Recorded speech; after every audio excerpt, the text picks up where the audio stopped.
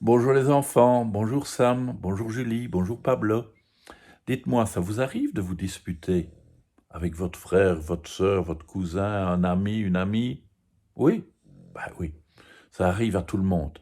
L'important, c'est que ça ne dure pas trop longtemps. Mais vous savez que ça arrive aux oiseaux aussi? Si, si, comme je vous le dis. Plume et prise de bec. Il y a très longtemps, dans un pays lointain, des paons magnifiques vivaient au cœur d'un jardin luxuriant.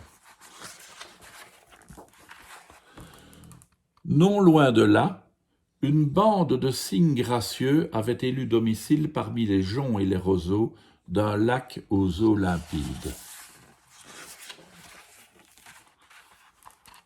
Un jour, un des paons se mit à réfléchir au mystère de la vie. « Quelle chose étrange que les cygnes puissent nager, dit-il d'un air songeur. Il est heureux, en vérité, que nous n'en fassions pas autant, car nous serions en grand danger de nous noyer. » La queue en éventail, les autres paons méditèrent cette pensée profonde, en opinant gravement du bec. Le premier paon reprit la parole. « Quelle chose étrange que les cygnes puissent voler, déclara-t-il. Il est heureux en vérité que nous n'en fassions pas autant, car nous aurions l'air parfaitement ridicules. » Les autres paons, tout en continuant à approuver du bec et à faire la roue, méditèrent cette nouvelle pensée.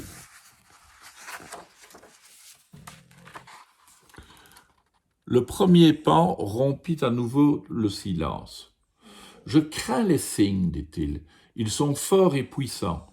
S'ils le voulaient, ils pourraient nous chasser de nos jardins, nous obliger à voler ou encore nous forcer à nager. » Ça et là, des paons agitèrent leurs plumes d'un air inquiet. « Quel terrible malheur ce serait, s'écria l'un d'eux.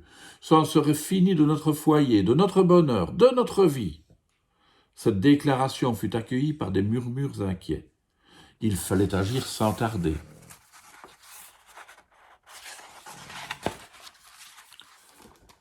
C'est ainsi que les paons entreprirent de ramasser une énorme quantité de plumes qu'ils taillèrent en pointe pour en faire des flèches et qu'ils dissimulèrent dans les coins sombres du jardin.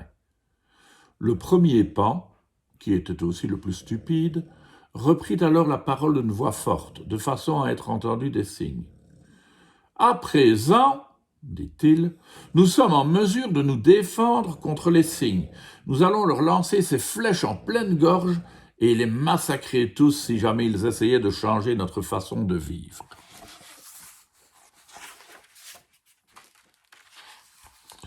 Effrayés par ces propos belliqueux, les cygnes taillèrent un nombre encore plus grand de plumes qu'ils cachèrent soigneusement parmi les joncs et les roseaux.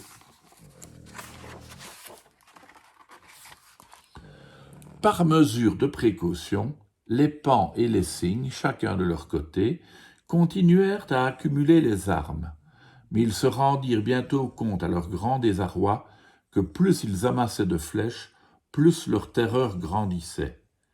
La nuit, tant dans le jardin que sur le lac, aucun oiseau n'arrivait à dormir. Au moindre bruit, le cœur de chacun battait à grands coups désordonnés. Au moindre mouvement, tous se mettaient à trembler.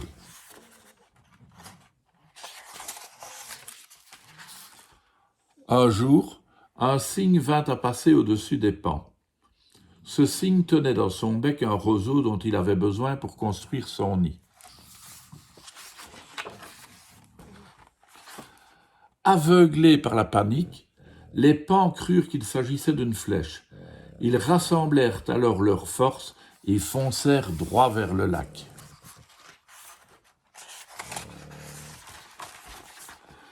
Les cygnes, en les voyant approcher, se préparèrent à riposter. Bientôt des cris et des pleurs s'élevèrent de partout, et des ruisseaux de sang assombrirent le sol. Un nuage de plumes monta dans le ciel, obscurcissant l'éclat du soleil. De tous ces oiseaux, aucun ne survécut. Un silence absolu enveloppa le jardin et le lac.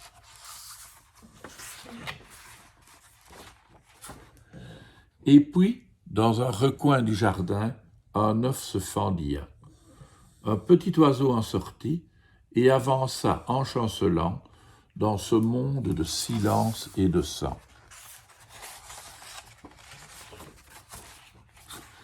Au bord du lac, parmi les roseaux, un autre œuf commença à éclore, et un autre oisillon tenta quelques pas au cœur du paysage dévasté.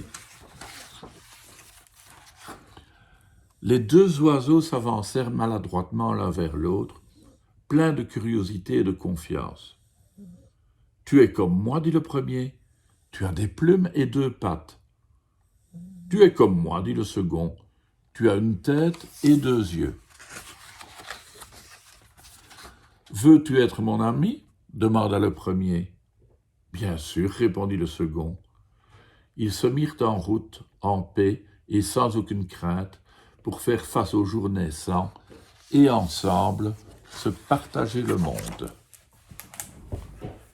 Comme quoi, il vaut beaucoup mieux faire la paix et s'entendre que se disputer et faire la guerre. Vous ne croyez pas ? À demain les enfants.